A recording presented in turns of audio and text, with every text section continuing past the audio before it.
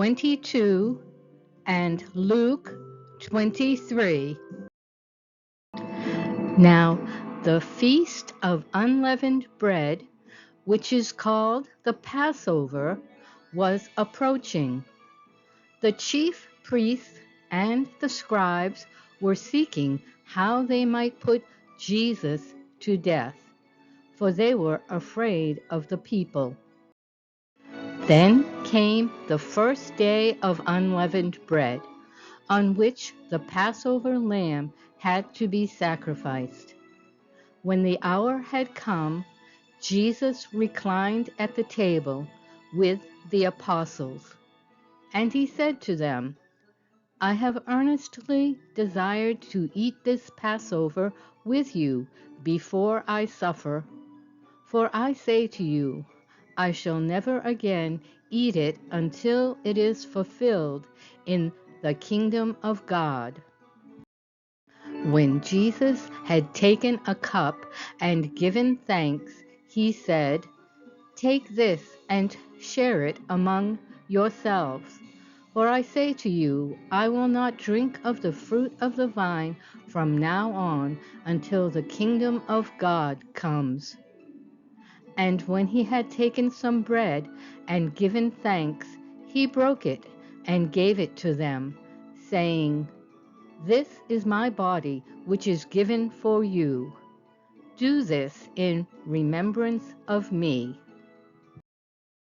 And in the same way he took the cup after they had eaten, saying, This cup, which is poured out for you, is the new covenant in my blood. But behold, the hand of the one betraying me is with mine on the table.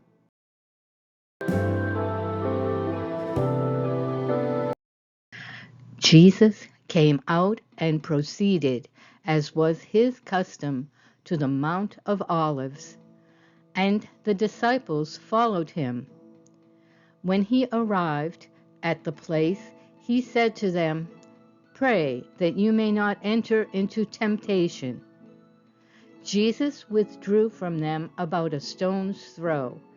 He knelt down and began to pray, saying, Father, if you are willing, remove this cup from me. Yet not my will, but yours be done. Now an angel from heaven appeared to him, strengthening him. And being in agony, he was praying very fervently, and his sweat became like drops of blood falling down upon the ground. When he rose from prayer, he came to the disciples and found them sleeping from sorrow.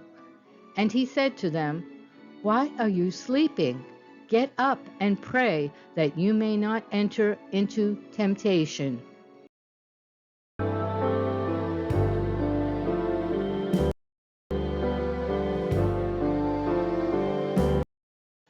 While Jesus was still speaking, a crowd came, and Judas, one of the 12, was preceding them. He approached Jesus to kiss him, but Jesus said to him, Judas, are you betraying the Son of Man with a kiss?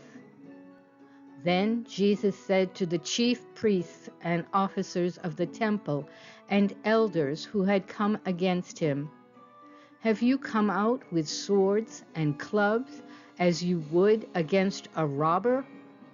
While I was with you daily in the temple, you did not lay hands on me.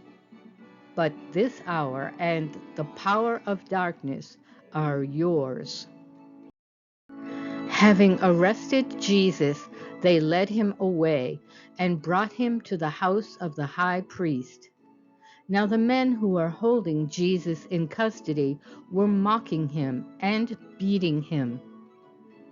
When it was day, the Sanhedrin council of elders of the people assembled, both chief priests and scribes, and they led Jesus away to their council chamber.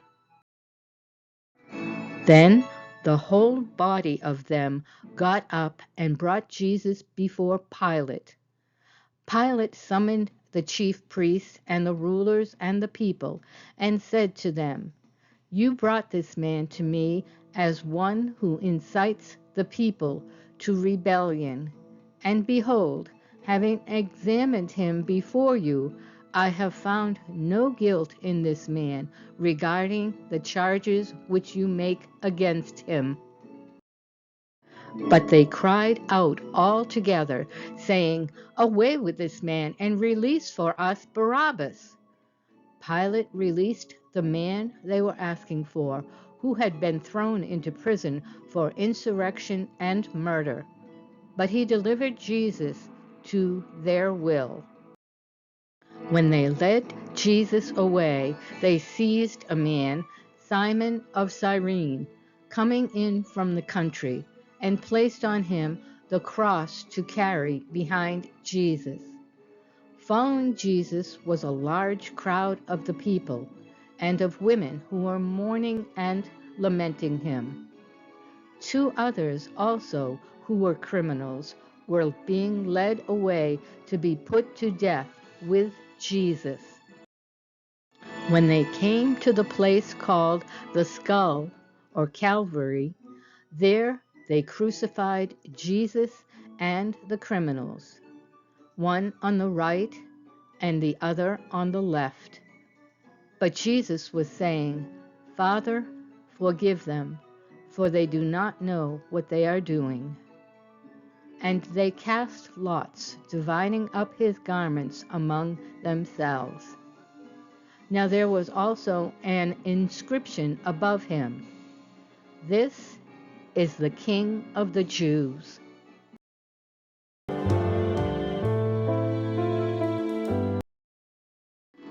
It was now about the 6th hour, noon, and darkness fell over the whole land until the 9th hour, 3 p.m., because the sun was obscured, and the veil of the temple was torn in two down the middle.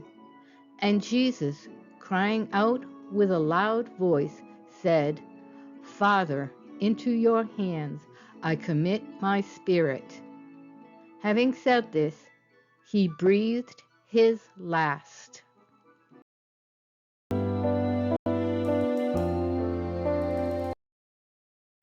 A man named Joseph, who was a member of the council, a good and righteous man, he had not consented to their plan and action. A man from Arimathea, a city of the Jews, who was waiting for the kingdom of God. This man went to Pilate and asked for the body of Jesus. And he took it down and wrapped it in a linen cloth and laid him in a tomb cut into the rock, where no one had ever lain.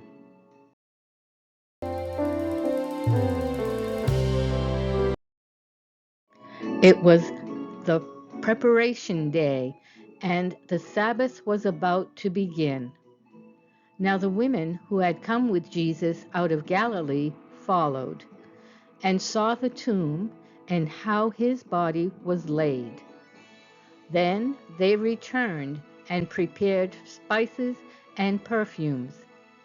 And on the Sabbath they rested according to the commandment.